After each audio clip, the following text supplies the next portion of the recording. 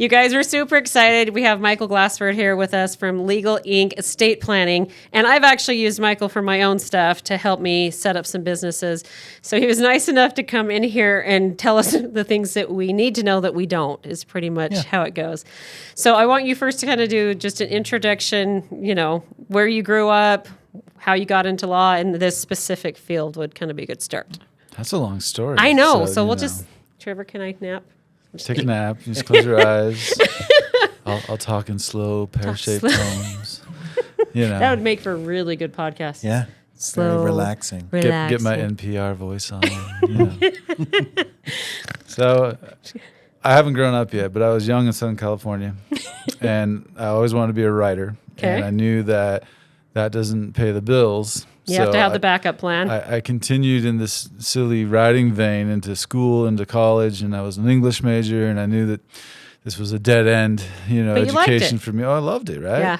And so I went to law school to feed the addiction. Yeah. And became a lawyer, and I came out and was a general practice. Where did you go to school for law? So I went to a little tiny school in Topeka, Kansas called Washburn University. I'd never heard of it, but I wanted to go to a Midwest school because I was going to practice in Missouri when I started. Okay. So that school and a couple other schools had accepted me, and Mizzou is like kind of the big school in that area. But their price tag was twice as much, and so I'm like, I kind of like this Washburn. I can learn to love that. Yeah, exactly. And you learn really quick that all your teachers so are from Duke and from Yale and from Harvard. Like, it's the same education wherever you go. It's the networking that you're paying for. It's true. And so I didn't need the networking because I had a job lined up, and so I just learned as fast as I could, and I actually did it in 2 years, and they made me come back for another semester. They just wanted more money. Right. And then I was off to the races. So I worked in Missouri for 10 years as a general practitioner. I did all the things that came in the door because it was a town of like 7,000 people. Yeah. And then over the years, with as I got braver, I let things go. So I let criminal law go first, and then I let family and divorce law go, and finally, I just specialized in estate planning and trusts with an emphasis in business because that's who my clients are. Mm-hmm. So I still do a lot of business law, formation, contract, things like that. Yeah, because you've been helping me with that, and I need to get I have a trust, but I need to have it I don't have looked a trust yet. No, I do, because I know it's not set up, and I just found out from one of our other clients that like my 401k and stuff is not set up properly and I shouldn't be putting in my trust, but I was instructed to do so. And we'll look at that. Everyone has an opinion on that. Yeah, so that's the kind of stuff where, we'll look at that and see, because I was like, oh, crap, I thought I was being good. Yeah. I need to get one. We all need that. Do. And it sometimes gets confusing for folks because all I do is marketing-wise is trust, estate planning. But because I market to business owners, I still get, a lot of my work is business law focused. Well, and I think a lot of people people who own their own businesses are often like, how do I protect what I've built? It kind of goes hand in hand. Yeah. If your business isn't set up right, your trust isn't set up right. Right. And that's kind of what I was thinking, is like those two things oftentimes go together. Yeah. That you'd at least have to know enough to help people in that, even if that wasn't where you were going to do stuff. Anyway. Yeah. So it's a passion of mine. I'm a business serial, entrepreneur. I think I have 11 active businesses right now. One of these days I should count. How many do I have that I've had him set up? It's like 4 or 5 at this point. At least 4. It's 4. Yeah. It's 4. You brought it up so I can say that. Yeah. Oh, cool. Otherwise, it's a hey, that was private. No, but it's one of those things that I keep having these different business ideas. It's 4 as of now. Yeah, 4 as of now.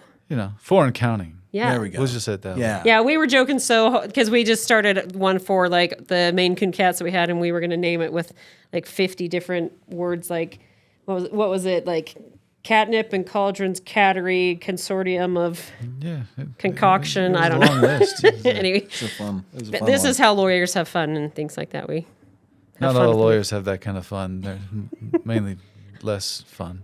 I know. I swear, because we come up with the craziest crap over here. So one of the things I liked is that I could actually come to you and go, hey, I have this idea. How do I do it? How do I do it right? Type of thing. Okay, so what made you come to Utah? So I have family here, and we would come every summer and just visit. And then one summer, it just felt like it was the place to be. Time to come I never thought I'd say that when I left Utah as a student. I graduated from BYU, and I was done with the place. Yeah. Done with Utah. I was done. I figuratively wiped my feet of Utah. And then you're like, but then I came back. Yeah. And so I've been here since 2013. Okay. So did your whole family move from Southern California to Utah? So it was kind of in a progression. Like I left after high school and I never really lived there again. And in 2004, my parents retired and they moved up to Utah and bought this, really big house for not a whole lot of money. And because they sold their really small house in California for a lot of money, they did well in real estate. And then all of a sudden, Utah just became what it is now. And again, they did really well in real estate. Absolutely. Okay. So if people need to get a will and a trust, like kind of take them through what things you'll go over with them or things that they need to tell you about or know. Yeah, get your pen out. You can just replay it later. Yes. Kind of go through that process, I guess. Right? Exactly. Score. That just summarize like what you talk about, what they need to tell you.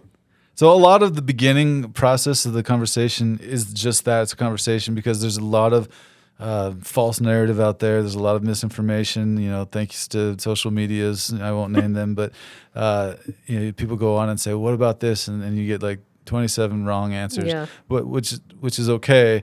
The worst though is 27 half right answers.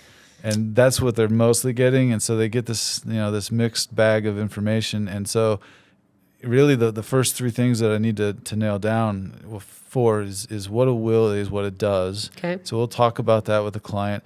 And the biggest misnomer in that is that they think that a will avoids probate. They've heard these words, probate, will, things like that. And they think that if only I have a will, then I'll have everything set up. And you kind of have to backtrack from that and say, well, how do we know about wills? Like, what is the source? Where are we learning these things from? And why do we think that that's the thing that we need? And it really comes from movies, TV I was going to show. say, because as a little kid, I remember thinking, you just got to have a will. Grandpa's will. Yeah, exactly right. We got Charlie in the Chocolate Factory. There's a will in that. He's going to give it to Charlie. We've got Brewster's Millions. Recent movies, Knives Out. I'm just screaming I in love that Knives movie. Out. Sorry. Yeah, by the way, they weren't fighting over $90 million. They were fighting over $45 million because the government took half because he left it in a will. But you don't know that. But see, this is why this is important. But I nerd out about that stuff. Even in Harry Potter, when Dumbledore leaves the fate of the world in the hands of teenagers, but he leaves the fate of the world in the hands of teenagers through a will. Mm-hmm. He gives them 4 items that are critical in saving the world. One of them doesn't make it through the government process, the sword. True. And the other 3, they have to cryptically figure out what. See, I can totally Yeah, so Dumbledore, of all of his greatness, He wasn't prepared. He should have it should have been done in a trust. But then there wouldn't have been a story because I can solve most stories with a trust. It just eliminates the need for anything Jane Austen is done with a trust. Like the Bennetts aren't going to be evicted. Like we're okay. So it's amazing. But that's the thing. I mean, it's like that we grew up thinking that the will was this magical document that as long as you had that and you put it in your nightstand and then people found it, you're good. As long as you're not crossed off of it. But then you back up from that and you say, well, why are these wills showing up in stories? Well, what makes a good story? Drama. What makes drama? Wills.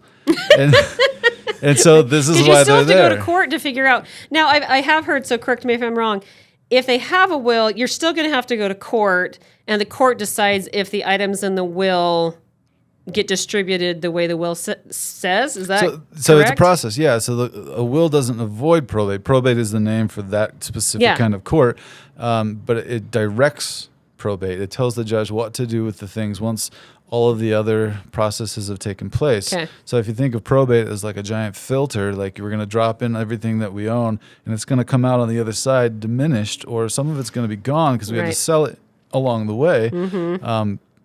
And we're inviting the government into our lives purposefully. Not gonna do it. We don't like that so much. Yeah. But we're asking them not only to officiate our final party, but that we are beholden to their rules. Mm-hmm. And so nothing wrong with that if that's all we've got. But the answer to that is trust, Yep. because we go through this will process, and there's an expense in writing the will, there's an expense in filing the will to be probated, there's an expense hiring the attorney, there's an expense in publishing.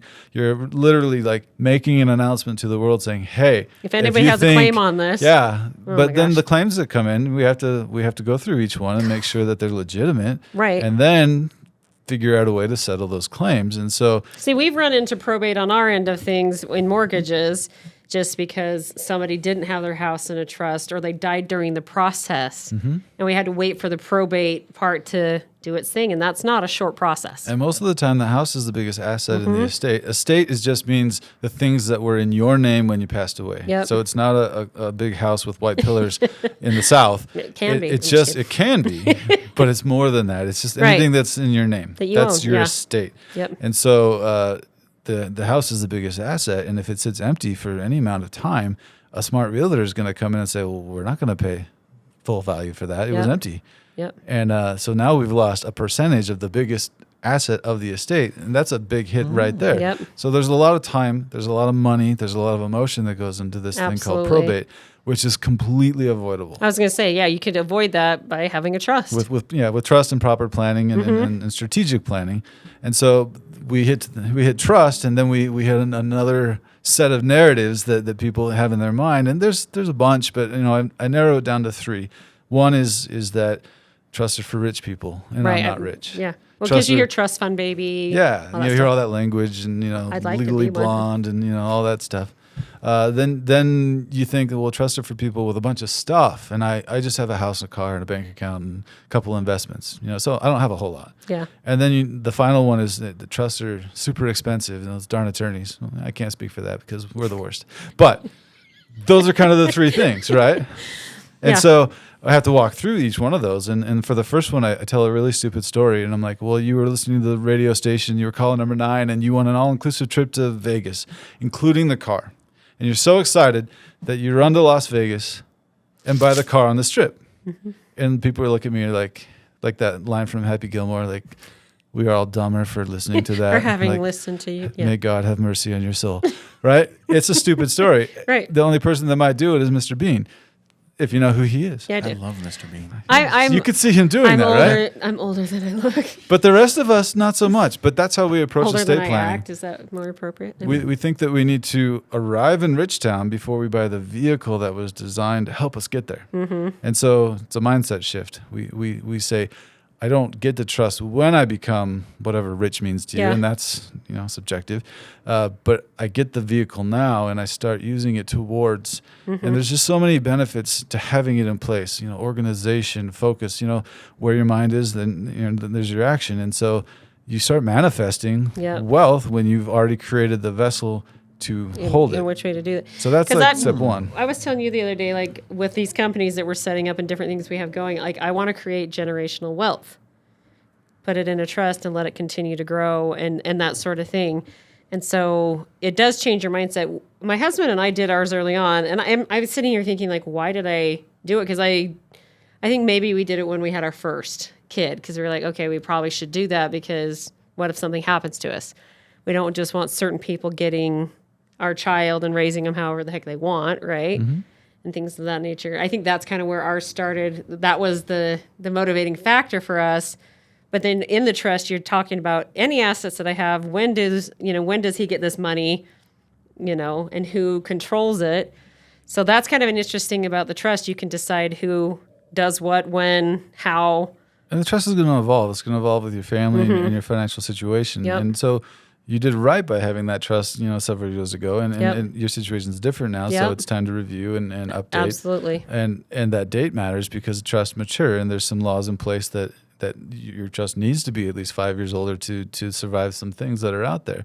So that's good. Yeah. I suggest every 18-year-old should just download a trust off the internet. I'm not suggesting this, but if they had that in place and no problems ensued because of that, we could come and restate that trust and put some good legs underneath it.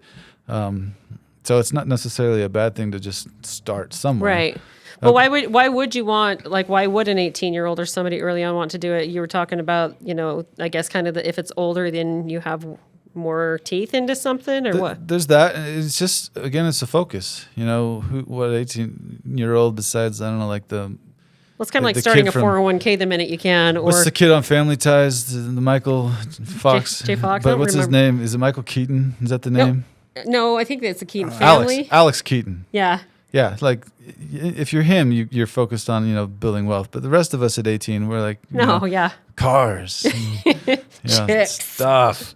But it'll definitely focus, give you a focus or give you a landing place to start building. It's like that your kind of vision stuff. board in a way. It is. Yeah. It's your financial It's your vision plan. board. Yeah.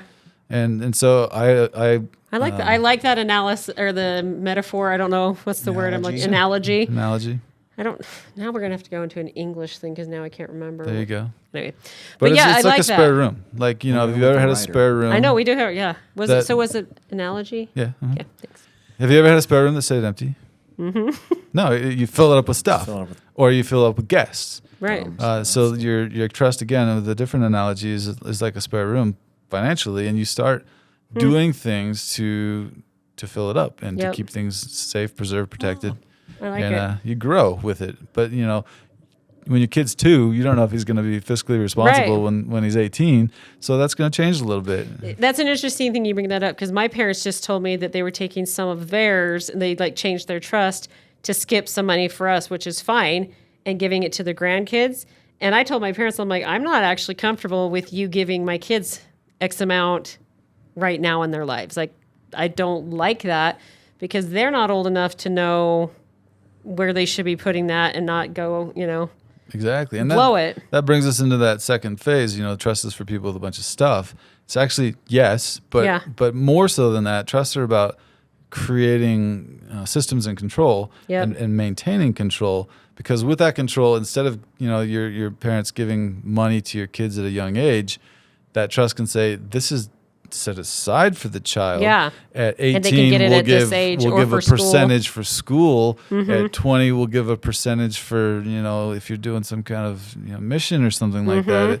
At 25, if you get married, we'll give some money for that. Like you can structure You can that. specify it. When they first talked to it, I think they thought I was going to be super excited. And I was like, there needs to be some stipulations that, like, what if my drug addict, if I end up with a drug addict kid, I'm not giving him $50,000. No, that could destroy him. Yeah. And so I was like, it needs to come to us. I don't care if it's earmarked. I don't care if it's like secure somewhere.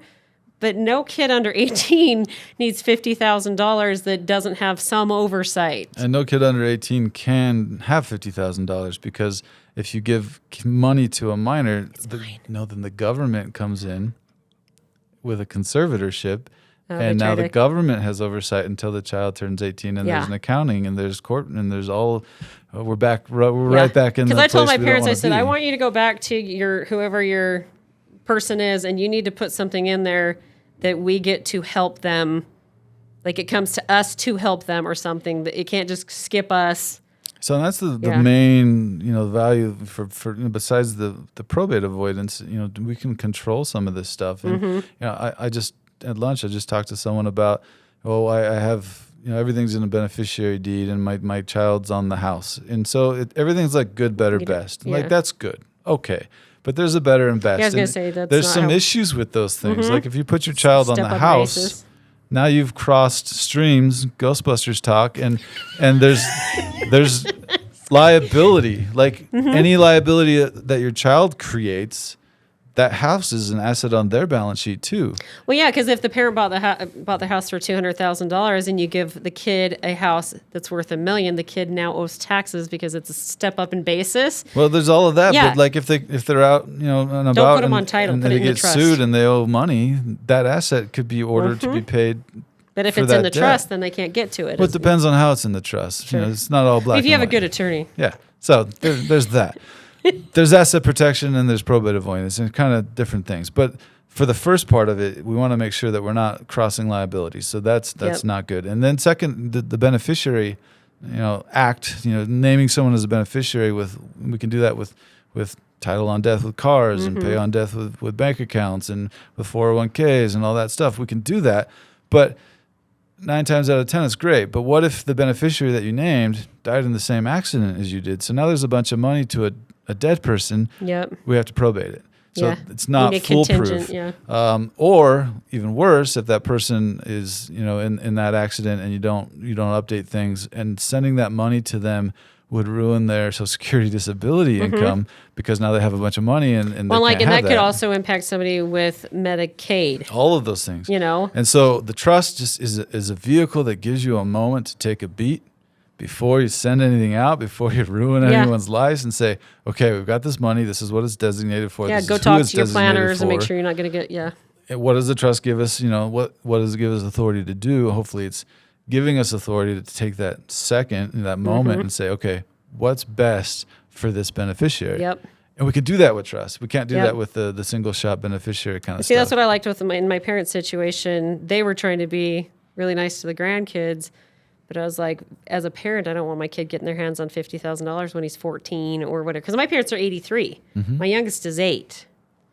There's a decent chance he would have $50,000 or whatever that number is prior to the, being 18. And our priorities are different. I got hit by a car when I was in junior high, and there was a money settlement, and I got a little bit of money when I turned 18, 19, and it paid for my mission. And then I had a lump sum that came when I got home.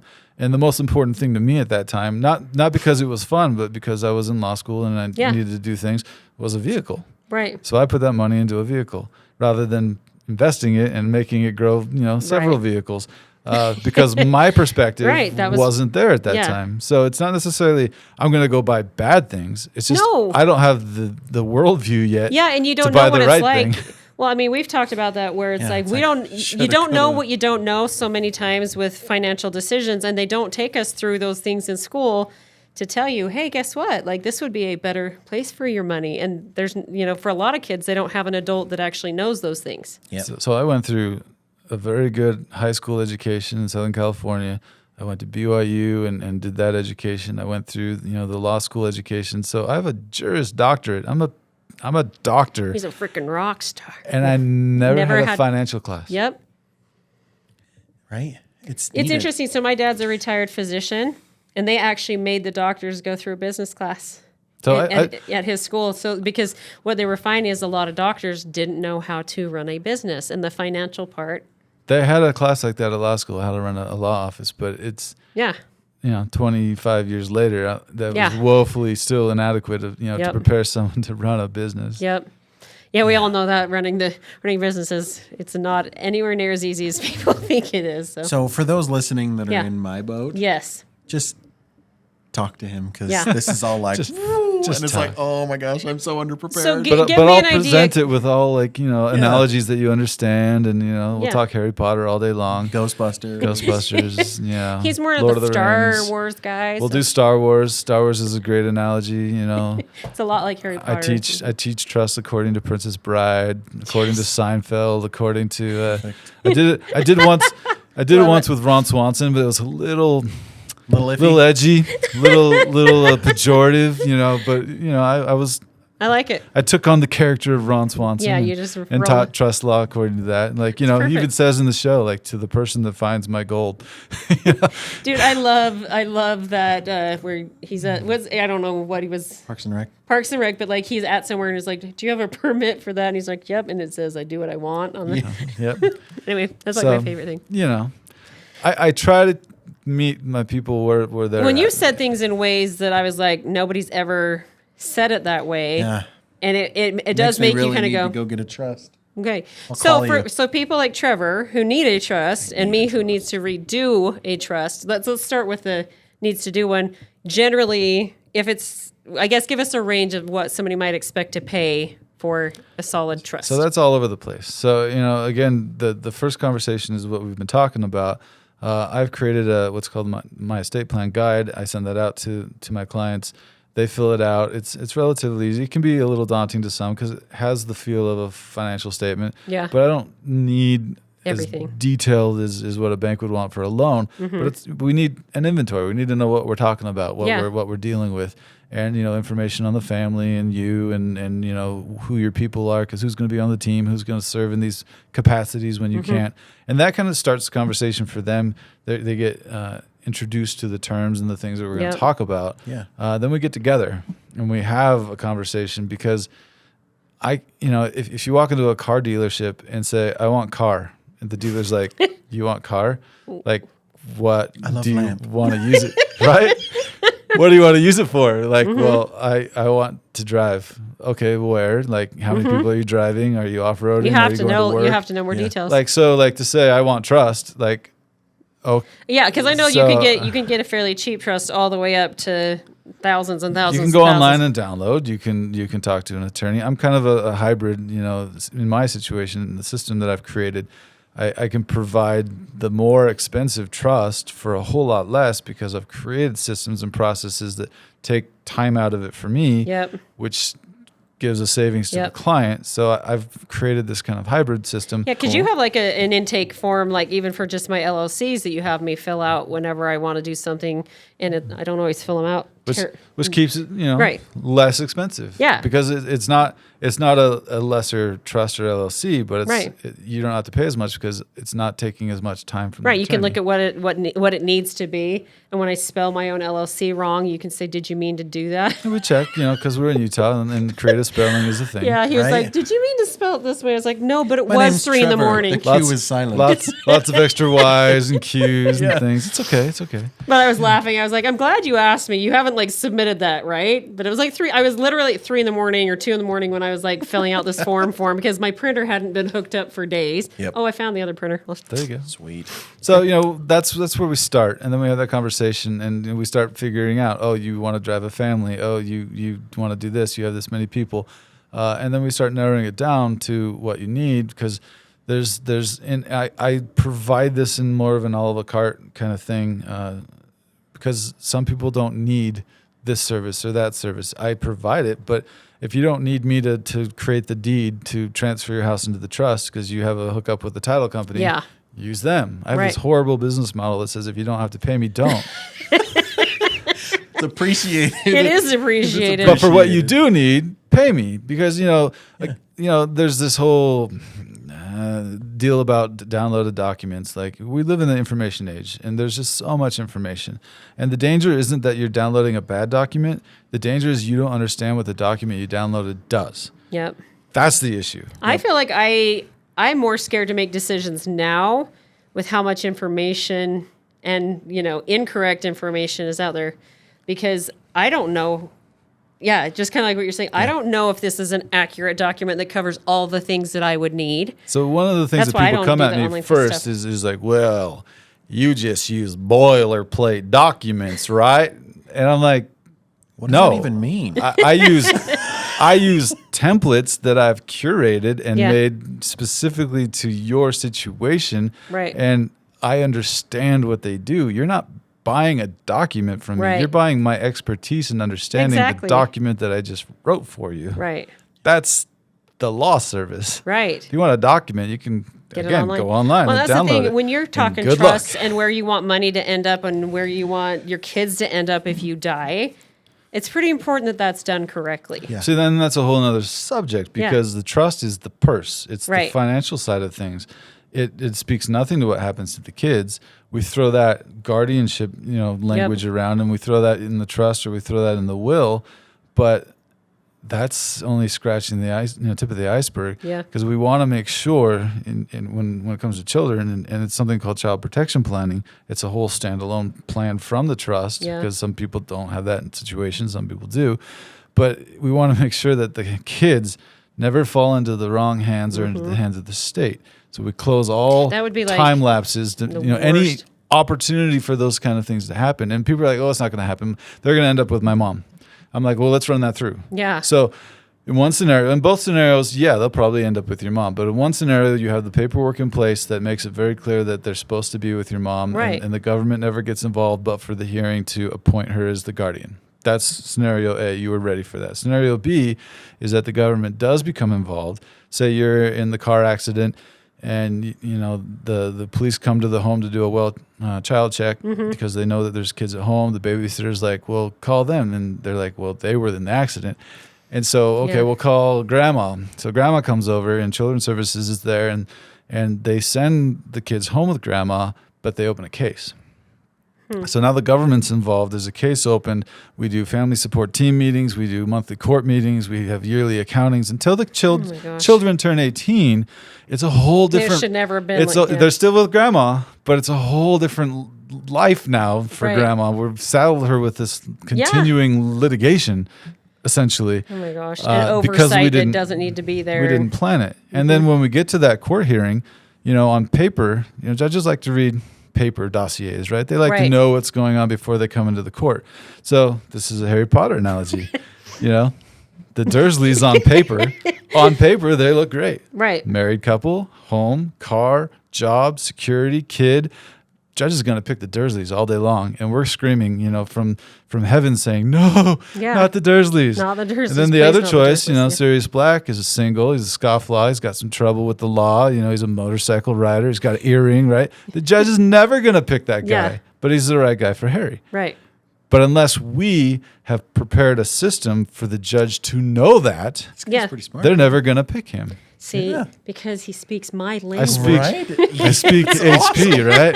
So, awesome. I mean, there's, we can do it with any fantasy or sci-fi. It's great. Yeah. It's great. So, but the idea is if we don't have that kind of planning in place, we've failed the plan. And then the next plan is that the government has a plan for us. And I'm not saying there's anything wrong with that. Yeah. But if we can have our own plan in place, it's better. Absolutely. Good, better, best. Yes, exactly. So if people want to get in touch with you, what's the best way for them to do that? So I have a website, www.legallifeplan, legallifeplan.com. Okay. They can reach out to me there. info@legallifeplan.com is my email. I'm readily accessible on Facebook and all those socials. That's where I think somebody referred me to you for all my stuff through Facebook. Most of my new clients, the first communication is through Messenger. I know. I never saw that coming. I know, isn't that weird? But if you're old school, you can still use my phone number, but that's 801-610-6691. But, it's rare that I have a new client call come in. It's usually through one of those mediums. So and Michael gets recommended all the time through Connect Utah and a bunch of other places too, where people just know and have used you, because I've used you 4 times now or whatever, helping us set up LLCs and need to come in for my trust, obviously, to have it relooked at, because it's been 13 years since I did anything with it, and now I have 2 more kids, and it's a good time for that. The review of it, yeah. I used to put a family picture on the front of the trust, and I said, when you don't look like this anymore, it's time to come back. It's time to come. That's a good idea. That's a good idea. But it was kind of like pulling teeth to get that picture, because a lot of people were like, "Oh, I got to take a family picture," and I'm like, "No, just snap a selfie." Recent, yeah. But no, it was more it's difficult. Like the realtors that they give you the card, or you see their card and you see them in person. You're like, "That was from 20 years ago. Your hair is not brown anymore." It was more difficult to get that picture, so I kind of let that go. But I love the idea of it, though. So. Yeah. But I'm sure we just barely scratched the surface on any of this stuff. Mm-hmm. But for those of you who are even wondering, just reach out to Michael. And the forms that I had to fill out were not that hard. And I'm sure those ones, most of them, people know how much is in their bank account and these kinds of things, or who they bank with. So reach out to him, see how much yours might cost. I really am going to come and have mine relooked at, because it definitely is time, and our situation has changed. And some of this information is sensitive too. So number one, anything you send to me is privileged information. But 2, if you don't know me yet because we haven't spoke, it's okay to fill out what you're comfortable with. Right. And we'll fill in the gaps when you're comfortable going forward. Right. That just gives you an idea. So reach out to him. I'm really we're going to set up an appointment, because if I don't do it, I just forget. And I think that's just kind of human nature until we have some reason to think about it. I thought about it because I had a kid all of a sudden. I was like, I want to protect him, right? And now I still need to protect him. And I know my trust isn't how it's supposed to be currently. At least it's probably not. It's usually at those life events that we start thinking about that. I know. But, I was 2.5 years divorced before I realized that my ex was still getting everything. And I do this. Yes, so you're like, I share that not to shame myself, but to say we're all in the same boat. No, honest to goodness, in loans, when I go to have my own loan done, I all of a sudden don't know how to do them anymore. And what do I need to give you? And you're like, you've done this for 20 years. You know what they need to give you, but but for them, not for me. Yeah, it's a different thing when all of a sudden it's you. But anyway. So, but we're all in the same boat. And part of my job is to gently remind, hey, this is the next step. Hey, this is what we got to do. Yeah, and you had to remind me, like, hey, have you filled that out yet? Oh, yeah, that. So and I appreciate that. But I've used them, so, I mean, I can't always say, like, you're going to have the best experience, but I've had an awesome experience. I'll use you on every one that I have. So anyway, give them a call. And we appreciate you coming in and teaching us. And we're going to learn a lot more when we come in for our individual stuff. But thanks for coming in. We'll have a lot of fun. We'll talk about whatever you want to talk about and relate it to trust. You can talk about Lord of the Rings with my husband and Harry Potter with me, and we'll be good. We'll get it done. Perfect. And if it's a fandom I don't know yet, give me like a heads up. Give you a minute. Give you look it up. I'll be teaching through songbirds and snakes soon. So. Songbirds and snakes. Yeah, that's the new. That's the next LLC. No, it's the new Hunger Games. I was like, is that my next LLC? There's so many lessons in that one. Like, Coriolanus isn't even poor. Hold up, there's another Hunger Games coming out? Just came out. It's already out. A book or a movie? Both. Book was out years ago. The movie just came out. What? And it's amazing. Because I read 3. You uncultured. But there was 3, because there was 3 books before. 3 books. They made it into 4 movies. They made a prequel. No, they made a prequel. Snow's story. You were telling me about that, actually. Yeah. I just forgot the name. This is when we liked President Snow. Ish, apparently. I haven't seen it yet. I don't like him at all.